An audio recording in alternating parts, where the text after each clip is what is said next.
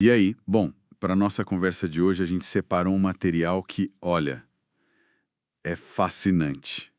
Vamos falar de um dos grupos mais ah, enigmáticos do universo vampírico, os Seguidores de Sete. Exatamente. A primeira coisa que a fonte deixa clara é que chamar eles de clã talvez já seja um erro. É mais um culto, né? Uma religião quase. Exatamente. E a nossa missão aqui é tentar desvendar a mentalidade por trás desse culto.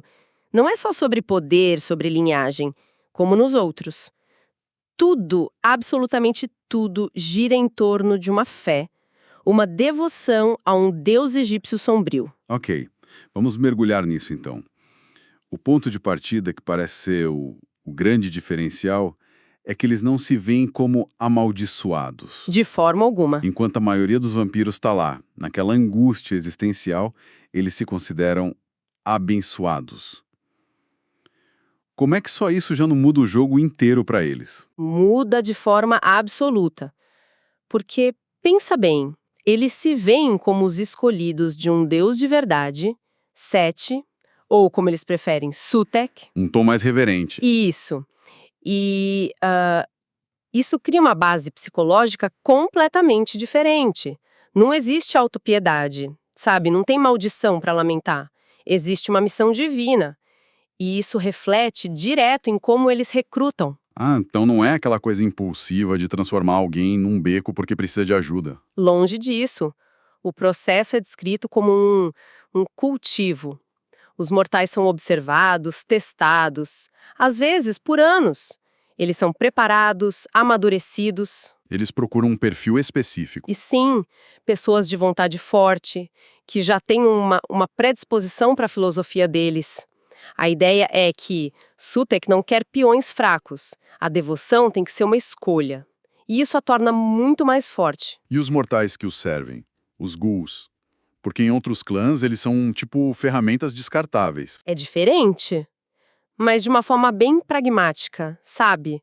A fonte diz que um seguidor mortal, leal, é, em muitos casos, tão valioso quanto um vampiro do culto. Nossa. Mas não é por afeto, é por função. Cada peça na engrenagem, mortal ou imortal, tem um propósito claro. O mortal opera de dia, se infiltra onde um vampiro não pode. A lealdade dele é uma arma. Uma arma a serviço de quê? Qual é o grande objetivo de toda essa estrutura? O objetivo é um só, e é grandioso. Arquitetar o retorno do Deus fundador deles, Sete. Eles acreditam que ele vai voltar. Acreditam que ele não está morto, está adormecido, em algum lugar na escuridão, esperando a hora certa para despertar e tomar o mundo. Então, cada ação deles, por menor que seja, é um passo para preparar esse retorno. É uma cruzada sagrada, então. Literalmente. E é aqui que a coisa fica realmente interessante. Porque essa crença em Sete bate de frente com a mitologia da maioria dos outros vampiros, a história de Caim. Como eles lidam com isso? Eles não lidam. Eles simplesmente rejeitam. Para um seguidor de Sete, a história de Caim é e a fonte usa essa expressão, mito judaico-cristão ridículo. Nossa, pesado. É uma fábula de um povo do deserto, na visão deles. Uma que não entende a verdadeira natureza do divino. A cosmologia deles é outra. E, para eles, muito mais antiga. E qual seria essa verdade deles? Na crença setita, o primeiro vampiro foi o próprio Sutek.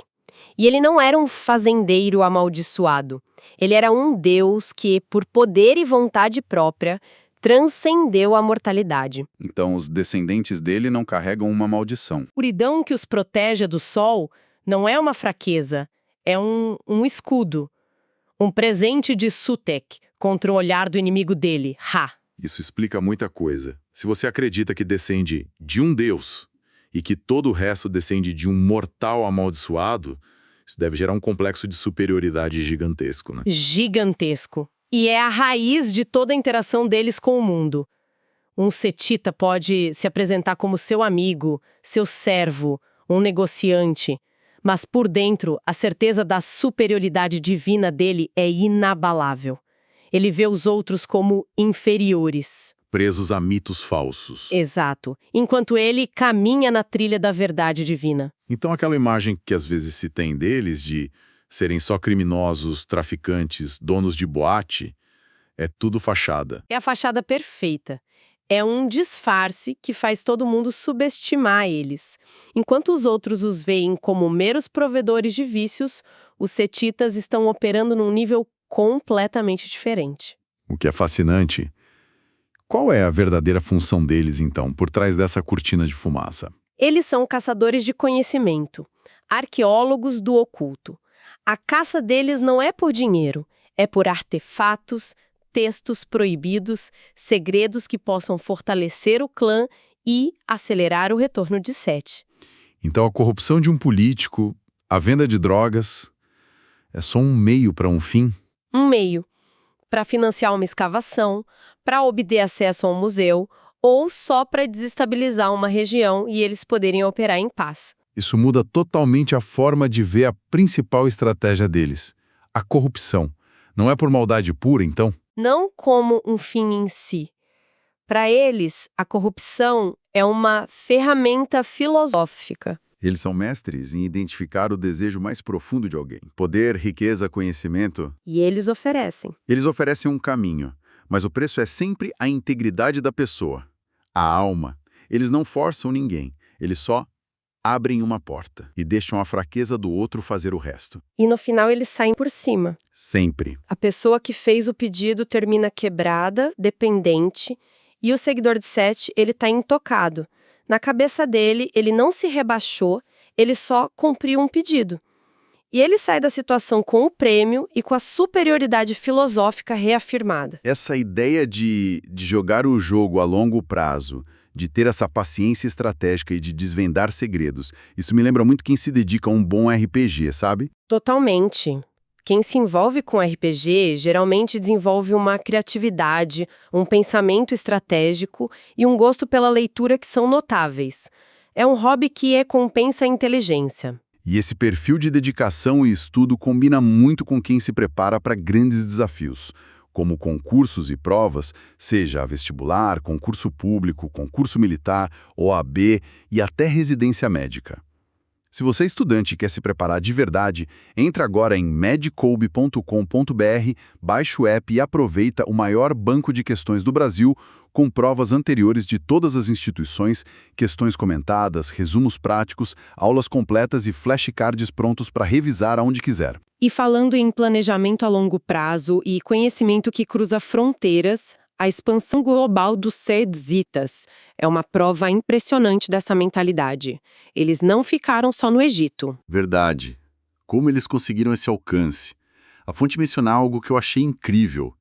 Quando os vampiros europeus chegaram às Américas, esperando um novo mundo virgem, os setitas de certa forma já estavam lá. Como assim? Isso mostra o quão antigos e adaptáveis eles são. Eles não chegaram lá como egípcios.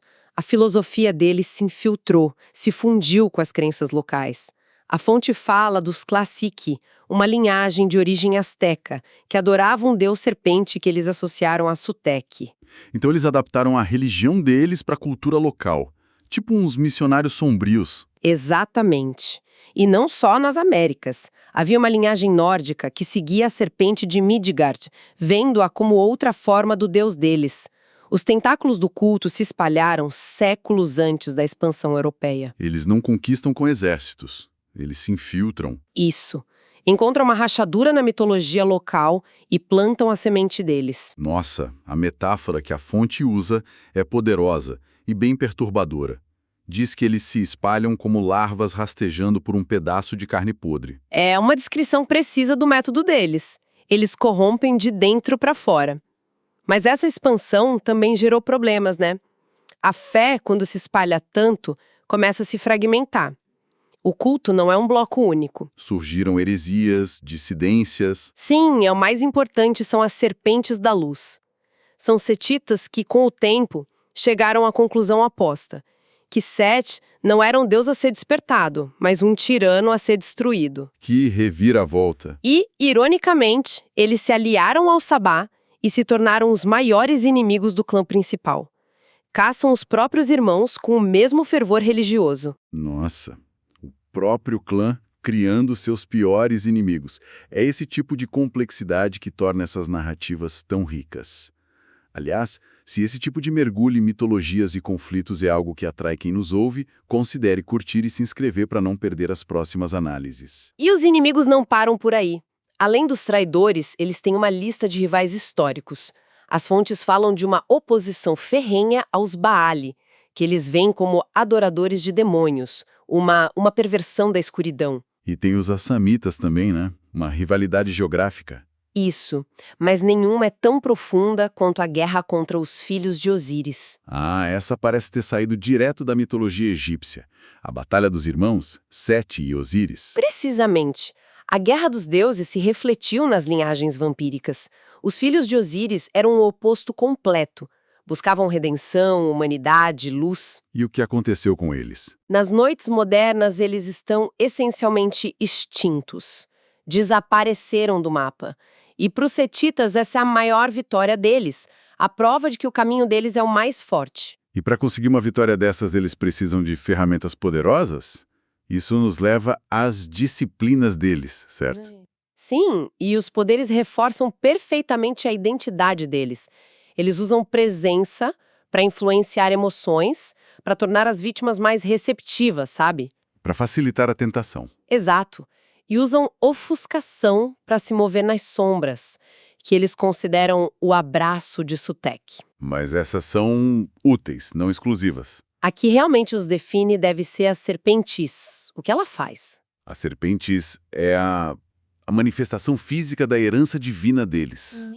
É a capacidade de assumir as características da serpente, a forma sagrada do deus deles. Como assim? Um setita pode ter olhos de serpente, uma língua bifurcada, pele escamosa.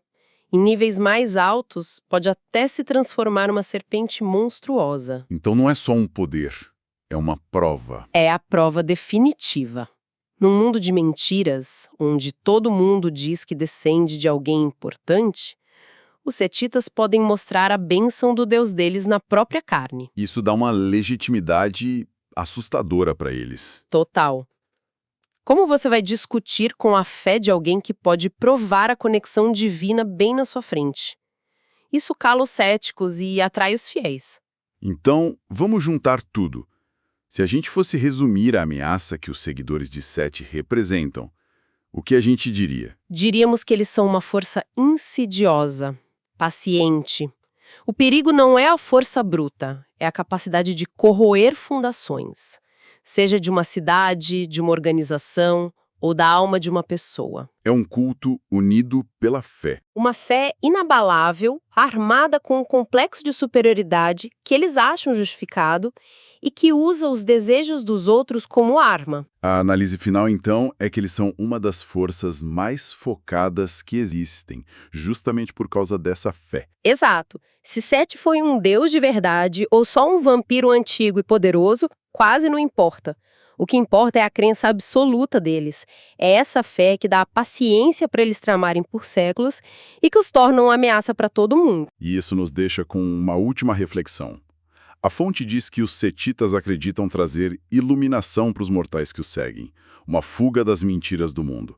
Fica a pergunta, né? Se o objetivo final é despertar um deus sombrio que vai provavelmente escravizar ou destruir tudo, o que essa iluminação realmente significa para o mortal que a aceita? Seria uma bênção de verdade ou só a forma mais sutil e enganosa de